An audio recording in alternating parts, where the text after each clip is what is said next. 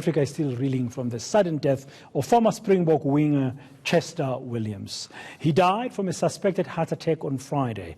Our reporter Justin Ford is visiting his former high school, Klein Niederberg Secondary School in Paarl. Justin, a very good morning to you. Yes, we're still all in shock in one way or another, and some of us like me who met Chester Williams in 1995 after that historic victory of the Rugby World Cup against the All Blacks at Ellis Park are still wondering, really, how do we honor such a legend, especially coming just weeks ahead of this year's Rugby World Cup tournament in Japan? Yeah, good morning, brother, and a very somber mood expected at the Klein Niederberg Secondary School, where as we walked in and as we arrived, we just saw many pictures being put up of Chester to commemorate him. In fact, you can see they've even allowed me to wear one of the badges just to commemorate Chester with the C on it. And, you know, he stood for a lot, both on the field as well as off the field. And this school remembers him very fondly because as soon as he decided to retire and hang up his boots, yes, he went into coaching, but he never forgot the Klein Niederberg School. In fact, he was involved with coaching and sort of just starting a 7 structure within the school, and to this day was involved. A few years that he perhaps was not involved, as I have been told, but he always remembered them and assisted them and tried to assist them financially. But I think no better way to commemorate him and mourn him and to speak to somebody that was his coach.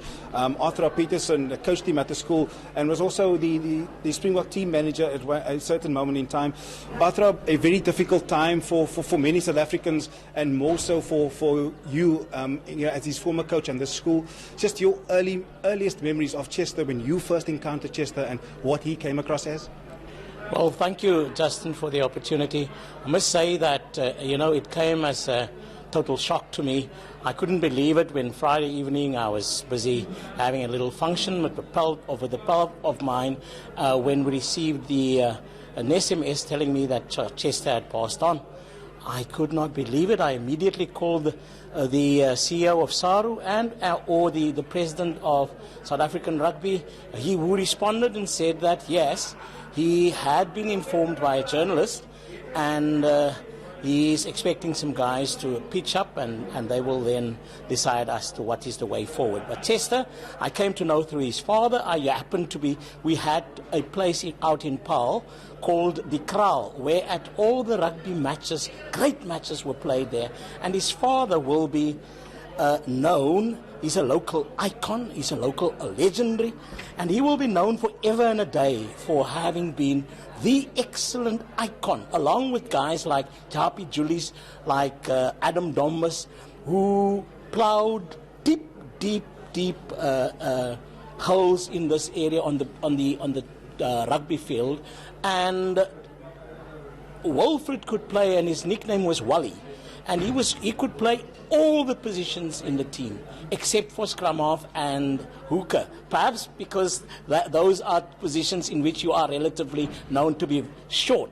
So he was a very good player and represented the South African Federation. And through that, years thereafter, I started having Chester as a player at our school, and he didn't even make an impact when he arrived at school. Only when he was in matric did we start taking notice of him. He did participate in athletics, in which he excelled as well, and he was a layback guy.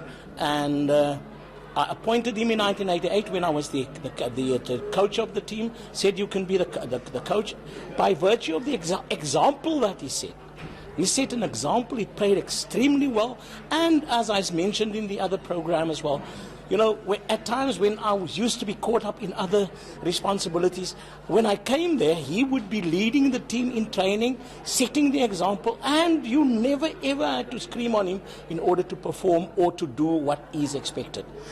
A genuine gentleman, an icon, a legendary of the team and of rugby. Many would attribute him and his involvement in the Springbok team as someone who paved the way for players of colour within this country. We know him to have competed in the 1995 Rugby World Cup, and that in itself just made players believe that they too can have an opportunity. Is it a sentiment that you agree with? Chester's thing is genetic, I think. Taking from the fact that his father, Wilfred, was a Springbok or a federation player. His uncle, Avril, became a Springbok as well. His other brother, Randall, used to play for Western Province. So he perhaps might have had some vision. He must have told himself that, listen here, if they can do it, I can become like them. It will, however, take hard work, discipline and order, which he did indeed imply or apply in order to reach that. So I think it is genetic that he became that, and it cannot be held against him forever and a day that he did become that. He was just treading the way in which his father and his uncles did. And lastly, just in terms of his involvement with the school post, his time here at the school and post his playing days, ploughing back into this community. I know that as the Chester Williams Foundation that he's got, he's very proud about Paul, about the community and giving back. Just speak to us about his involvement sort of post his playing career that he decided to plough back into this community. A present teacher at the school just reminded me that in 1980, myself and this teacher, we went to Chester at his place in Cape Town, and we wanted to start a sevens competition at the school. And he mentioned the names of youngsters who played in that competition, that Chester, and we called it the Chester Williams Sevens competition, Clay Nederburg Chester Williams competition. 4 youngsters, Francis became a 7 Springbok, Daniel Demas became a Springbok. There are 2 other names that I just can't. There's Kurtley Arendse as well. Kurtley Arendse, the latest one. Cool. All come from this competition. So it just shows as to how committed he was towards the community and the school and rugby in particular. He will indeed go down as a great legend and someone who had left, indelible impressions on the local community. Arthur, I have to cut it, unfortunately, based on time, but I'm pretty sure that we can talk forever and a day about Chester Williams, the man. And right there, and as you've heard, I think, a strong sentiment that Chester Williams was not just a hero on the field for many South Africans, but also offered, and more particularly, the community of Paul. Thank you very much, Justin, there.